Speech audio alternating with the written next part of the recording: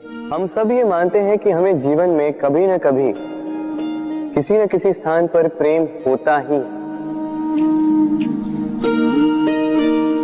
फिर चाहे वो माता पिता को संतान से हो, ज्ञानी को ज्ञान से हो, किसी कलाकार को कला से हो, आदि इत्यादि। किंतु क्या वास्तव में ये प्रेम ही है? मोह भी तो हो सकता है। अब आप पूछेंगे कि प्रेम और मोह में अंतर क्या? अंतर है बंधन का। जो आपको बांधे वो मोह है, प्रेम नहीं। प्रेम वो जो आपको मुक्त कर विकास की ओर भेजे। चलो आपको एक उदाहरण देता हूं। कुछ माता पिता अपनी संतान को किसी अन्य नगर में पढ़ने के लिए भेज नहीं पाते, अपनी संतान को उसके मित्रों के साथ खेलने के लिए भेज नहीं पाते। चिंतित रहते हैं कि कहीं उनकी संतान को पीड़ा ना पहुंचे, और इसीलिए उसे बांध के रखते हैं। ये प्रेम नहीं है, ये मोह है। क्योंकि यदि ये प्रेम होता तो वो चाहते कि संतान माता पिता की छांव से बाहर निकलकर इस संसार को देखे, उसे समझे, उसे ज्ञान ले, अपनी अनुभवों से सीखकर अपना स्वयं का एक व्यक्तित्व बनाए। स्मरण रखिएगा, मोह से भय पैदा होता है और प्रेम से केवल आनंद। इसीलिए बांधिए मत, मुक्त कीजिए, क्योंकि यही प्रेम है। राधे राधे। प्रेम संसार का सबसे पवित्र बंधन है, पर सच पूछो तो ये बंधन से मुक्ति है, स्वतंत्रता है।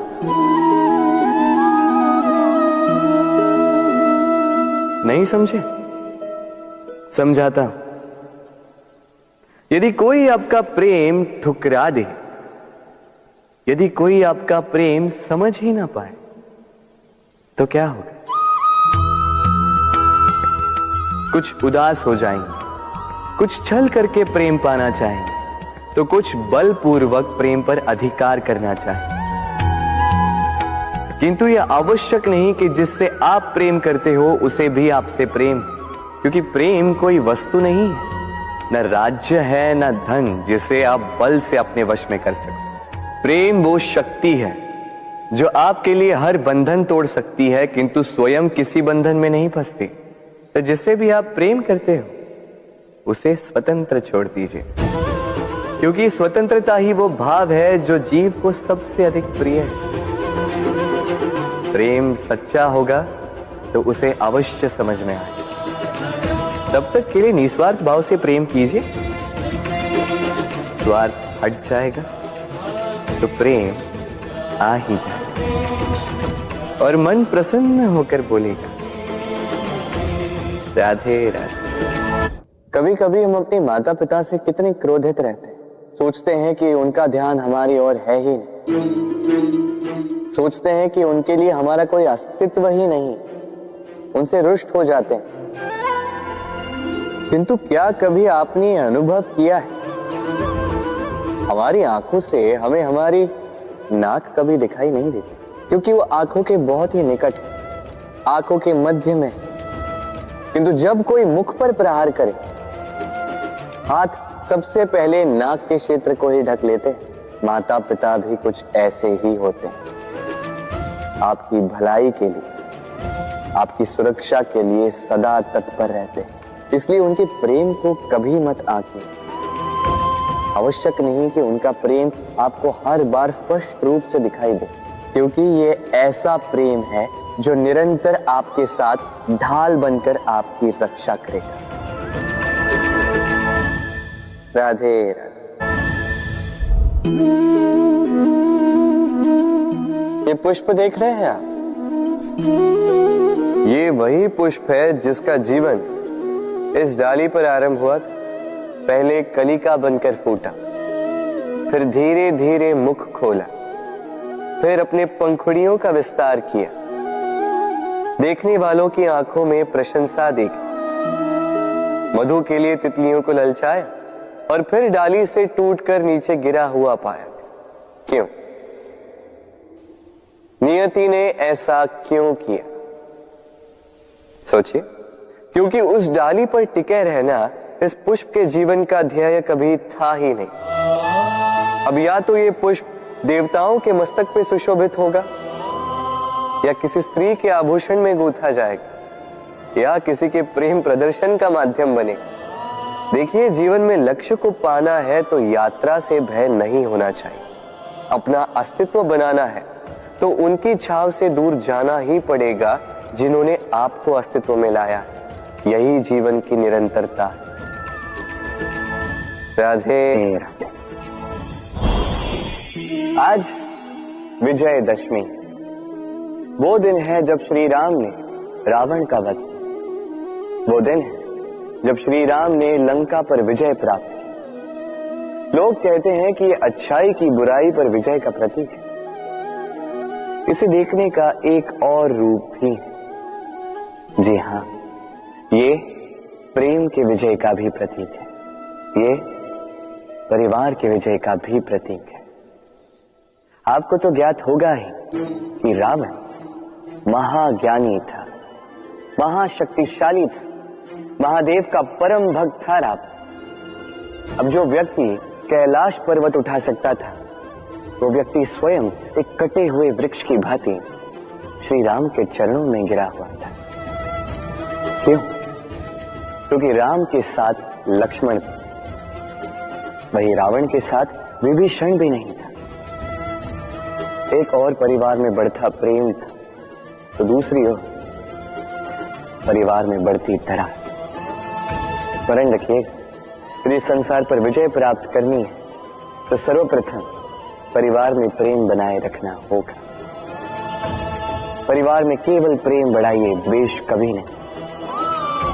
आप सदैव सुखी रहें और जीवन की हर बाधा पर आप विजय प्राप्त करें। राधे राधे। देखिए, कल जो आने वाला है उसके लिए आज को व्यर्थ करना अनुचित है। हमें इस प्रकृति से यही सोच, यही सीख पानी चाहिए। आज का ये क्षण ये कल नहीं आएगा, और कल जो क्षण आने वाला है वो आज को किसी भी प्रकार से प्रभावित नहीं करता।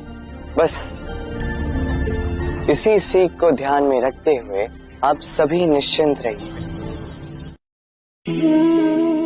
नवरात्रि का पर्व आरंभ हो चुका है और ये पर्व अत्यंत भव्य है, क्योंकि ये पर्व जगत माता से जुड़ा है। मां इतना छोटा सा शब्द है, किंतु ठीक से देखो तो समस्त संसार इसी शब्द में समा है।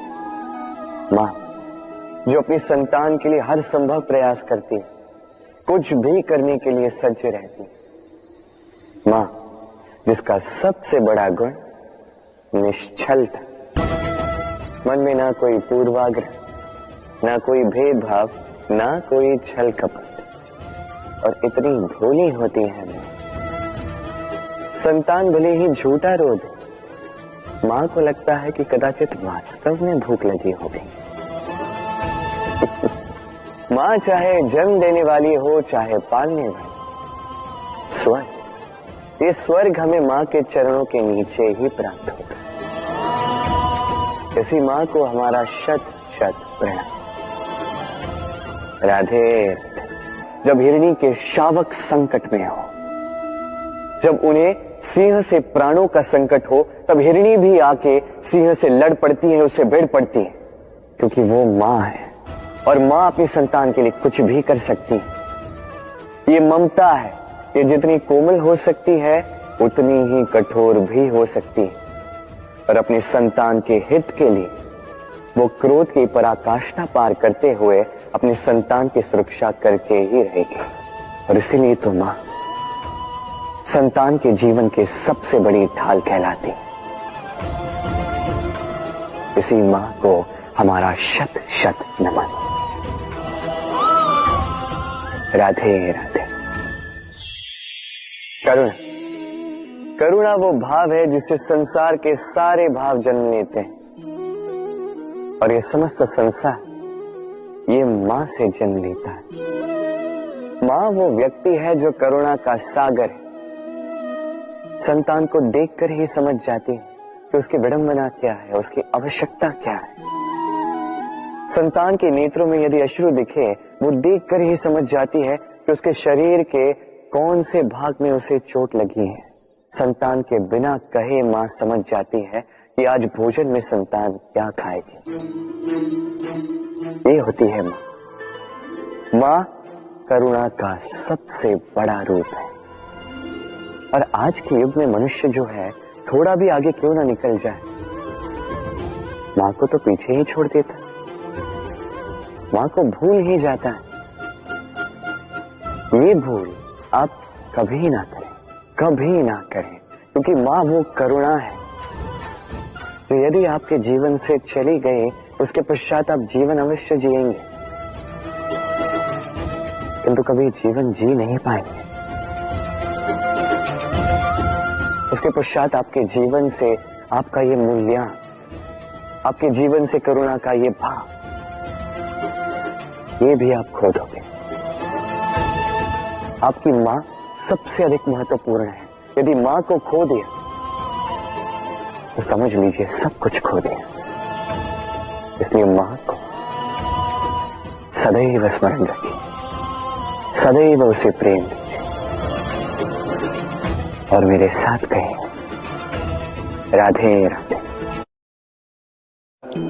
ये संसार हम पर कभी न कभी पत्थर बरसाता ही है। कभी हमें बुरा समझकर, कभी हमें असफल मानकर, कभी हमें बुद्धिहीन मानकर। कारण बहुत सारे हैं, किंतु इन पत्थरों से हमें चोट खानी है या नहीं, ये हमारे हाथ में है।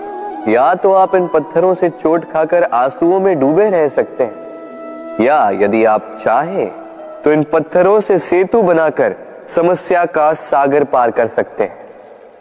निर्णय है आपका।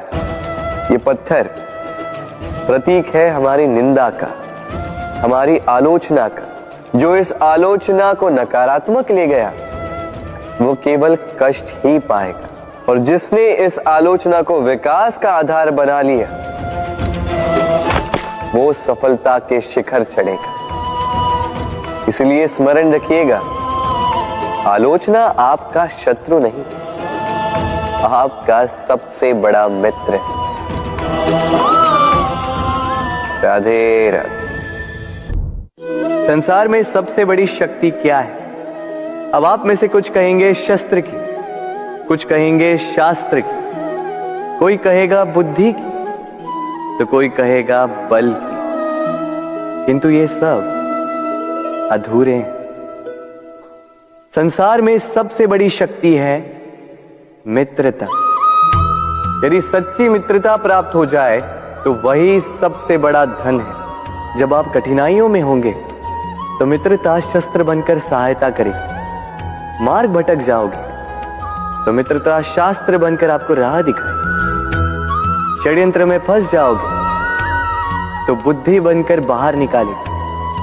अकेले हो जाओगे तो ममता बनकर साथ निभाएगी। तो यदि इस संसार में कुछ कमाना है तो धन नहीं, मित्रता कमाओ। और स्मरण रखिएगा,